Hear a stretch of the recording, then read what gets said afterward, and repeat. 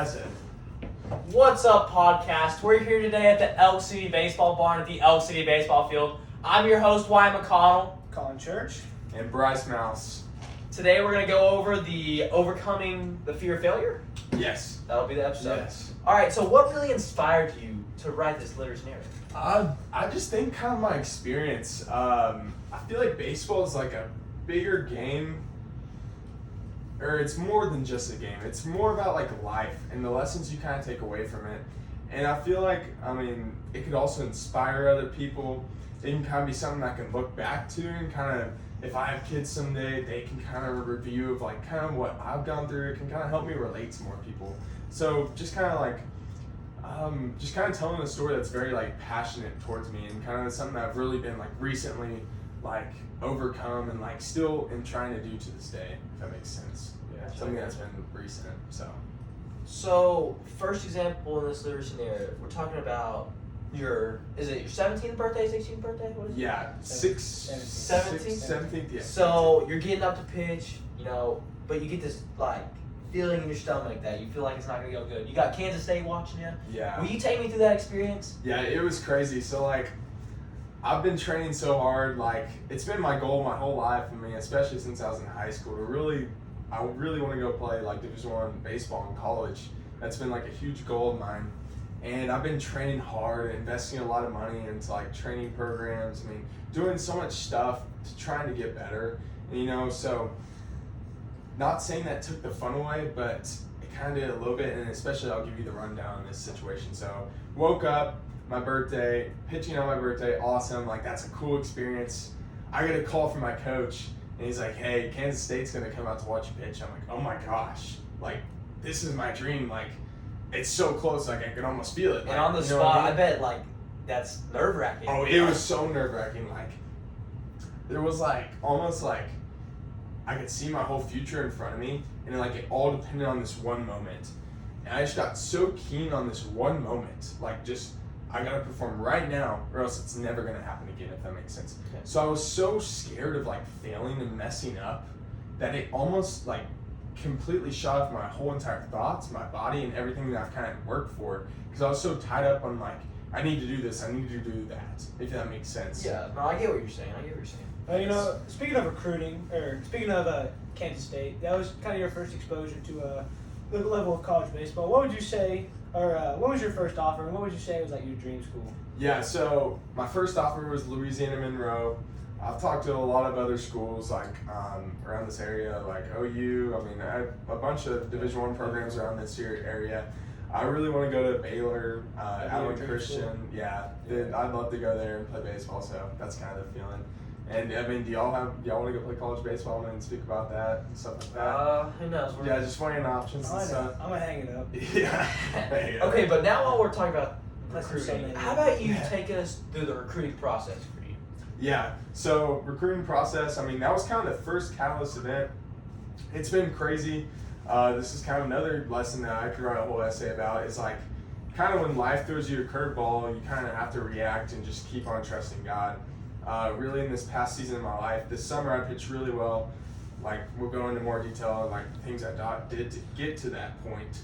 But pitched a no-hitter in Dallas, one of the best moments of my life. Like, college coaches watching. A week later, NCAA, House versus NCAA, it's a lawsuit. The colleges don't even know how much money they're going to have to offer baseball players next year. So there's so much uncertainty right now and so much things that I could get my mind worrying about and like, where am I going to go? Where am I going to do? Like, I feel like I deserve that and I feel like I earned that and I feel like I could do that. But it's kind of just trusting the process and just keep working. I've talked to a lot of schools and have great interest from the schools, but it's just going to come down to just trusting God and just waiting on His time and His plan. So you mentioned God, obviously. We're Yes. all Christians in here, correct? Yes. We have a guest. Catch pop. Yes, Yeah, producer pop Cash. up in here. Say We have a that. guest. Alright. Okay, so that all plays a big part in our life. Yeah. Obviously. So do you want to take me through how God has really been involved throughout your baseball career? What's the Yeah, first for sure. takeaway, Yeah. Yeah, for sure. Like, takeaways. So, like, I've always, like, had an understanding of, like just growing up in a Christian household, like, always kind of understanding like what it means to be a Christian. My mom and my dad are great examples. Like they've taught me what it means to be a Christian. But like I feel like there's a difference between knowledge and application, and I feel like that's something I've really learned in my life. And kind of just like that, especially to move to Elk City. I moved 4 hours away from home, didn't know anyone, like completely new territory, had to like pave my own path. And I feel like that kind of really sparked a moment in my life where I was like, I want to live this way, and I made that choice. It wasn't just my parents' choice, it was my own choice. I made that decision. And kind of how God has like helped me through baseball. Baseball's been a huge part of my life, and like since I was in high school, since I was a kid, I've been playing baseball. I love it, done it since I was little, and just kind of faith ties into that. Especially with this season, I've really grown in my faith by just learning how to trust God and like trust His plan, and just kind of just like even when we don't understand, like I don't understand why I didn't pitch good in front of that Kansas State coach. I wish I did. I'm like, God, why did I not pitch good? You understand that? Yeah. And stuff like that. But it's like He works everything for the good of His glory. Like even if He did, Kansas State may have not been the place that He wants me to go, or He may have wanted me to get better and keep a. He did teach you a lesson. Yeah, teach me a lesson. Like I've learned so much from this. If I just got my success that first time, if God gave me my success my first time, I would not be the person I am today. Exactly. He gives failures build you more than your success do. For sure. I look back to like the story of Job. He went through like so much hardship in his life and had everything stripped from him, but he continued to honor God, and God built great character through that. So Shout out Job. Shout out Job. Yeah. But it's been like a huge thing in my life, just learning how to like let go and just trust God through everything. Okay, so still reading this literacy narrative. Your second story, talking about one of the biggest district starts of the year facing Bishop McGinnis. You want to take me through that? Yeah, so it's first like start big important game of my life. Like I started pitching like 8th grade. Didn't pitch when I was little. Never had much pressure on me, like situations like that where it's just you on the mound, everyone's watching. So I go and I know I'm going to be the number 2. I'm going to be our district starter for the year. So I know I'm going to start that game. I know it's an important game that we need to win for state. So kind of just like the thought.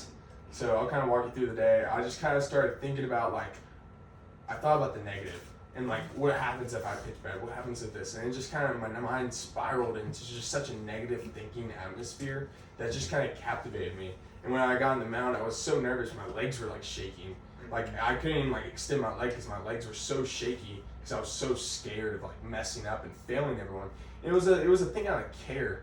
Like I cared for my teammates. I wanted to do good for my teammates. I remember like seeing the look on my teammates' faces. I can recall that. Like I said in the essay, it's just like a black like just goes around me. And it's just I'm not in the moment. I'm not enjoying it. So you mentioned shaky legs.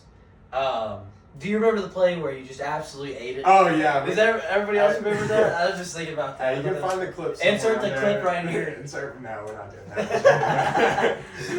You can find it somewhere out there if you really want to find it. The shaky legs did play a role in that. But yeah, it was crazy. Bishop McGinnis, we ended up winning the game, and I'm glad we did.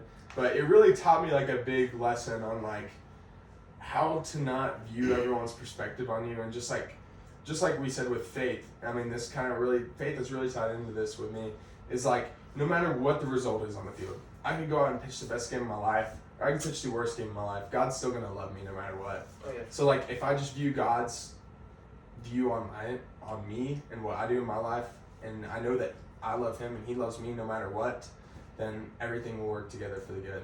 All right, so obviously God's your first mentor in your life, but you're talking about Varnell in this essay. Taylor Varnell. Yes. You want to take me through what he's done for you mentally, and then do the baseball aspect as well? Yeah, I'll start with the baseball aspect. So like, y'all, when did you get hired? Probably like junior summer. Yeah, it'd have been 2020, the summer of 2023. Yeah, summer of 2023. So like, relatively new to our school. Like, but just getting to know Varnell and like how much knowledge he has of the game, and like Coach Fisher was awesome. Awesome dude. Man, I really love Coach Fisher. I was really nervous for Varnell to come in. Yeah, I was too. Like, Coach Fish was like a great example. I still love him, but like Varnell just knows so much about the game just from the experiences he's had.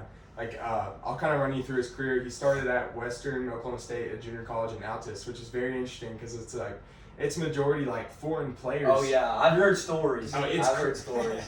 it's crazy. You go in there and you're like one of the only ones speaking English. So he started at like pretty much rock bottom as far as like junior college. Because I mean, you gotta experience. think Varnell's like he's what do you say 6 foot? How tall do you think he is? 6'1". 6'1". But he's told me before he went to college, he was about as skinny as can be. You could probably fit your hand around his arm. You know what I'm saying? He was skinny. Yeah. So.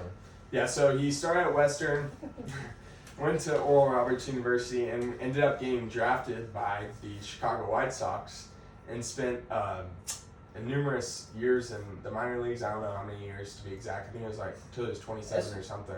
27 years? No, not 27 years. 27 years of age. Oh, yeah. Oh, I was like, what?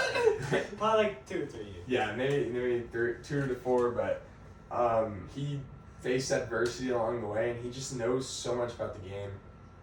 And I'll kind of, you're counting times he's kind of helped you with the baseball side of things, like mechanics or throwing programs. He does. I mean, he's not really a hitting guy, so I don't really hear anything from him. He got Colin throwing. He got Colin throwing 86. Speaking of mechanics, he's really helped me out just like getting to my legs. But I think the mental side, he's actually helped me out the most. Just like forgetting. He taught me a little cue. I can't say it on here, but you just look at the foul pole and you say a few words and you just look back to the batter. You get locked in. Yeah, everything works differently for every person. I mean, I can kind of think of like the mental side and like how much Varnell has helped me with that, and he's kind of a key character in that story. I can kind of remember a key moment where he kind of asked me like, what's going on? It's like I kind of started explaining to him like I just was so scared, and that's kind of a common thing. I was so scared of failing, and it's because I love the game. I love my teammates. I wanted to succeed. I wanted to accomplish my goals of going to Division I. That I kind of sucked the fun away from the sport. Yeah. And I didn't see that at the time, but Varnell saw that in me, and he goes, "Hey Bryce, just enjoy the game.